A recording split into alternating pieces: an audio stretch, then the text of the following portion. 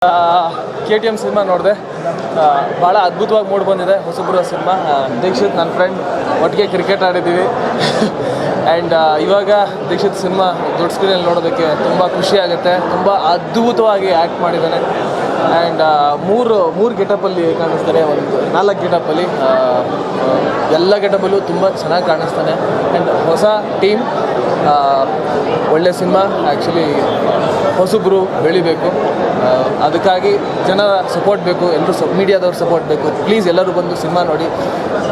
And ಜೀವನದಲ್ಲಿ ಒಬ್ಬ ಮನುಷ್ಯ ಸೋಲನ್ನು ಬೇಗ ಒಪ್ಕೋಬಾರ್ದು ಅನ್ನೋದು ಒಂದು ಸಿನಿಮಾದಲ್ಲಿ. ಅಂದರೆ ಇನ್ನೇನು ಸೋಲ್ತಾ ಇರುವಾಗ there is always a ray of hope.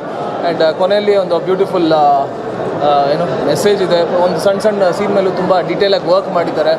And ಒಂದು ಕ್ಯೂಟ್ ಲವ್ ಸ್ಟೋರಿ ಇದೆ. ಇಬ್ಬರು ಕೆಮಿಸ್ಟ್ರಿ ತುಂಬ ಚೆನ್ನಾಗಿ ವರ್ಕೌಟ್ ಆಗಿದೆ. ಸೊ ಒಂದು ಅದ್ಭುತವಾದ ಸಿನಿಮಾ. ಪ್ಲೀಸ್ ಎಲ್ಲರೂ ಬಂದು ಥಿಯೇಟ್ರಿಗೆ ಸಿನಿಮಾವನ್ನು ನೋಡಿ. ಆ್ಯಂಡ್ ಆಲ್ ದಿ ಬೆಸ್ಟ್ ಗೆಳೆಯ. It's my pleasure.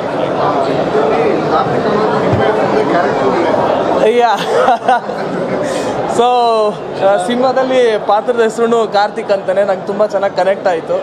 And Karthik ಪಾತ್ರವನ್ನು ನಮ್ಮ ದೀಕ್ಷಿತ್ ತುಂಬ ಚೆನ್ನಾಗಿ ಆ್ಯಕ್ಟ್ ಮಾಡಿದ್ದಾನೆ. And that's it. Thank you.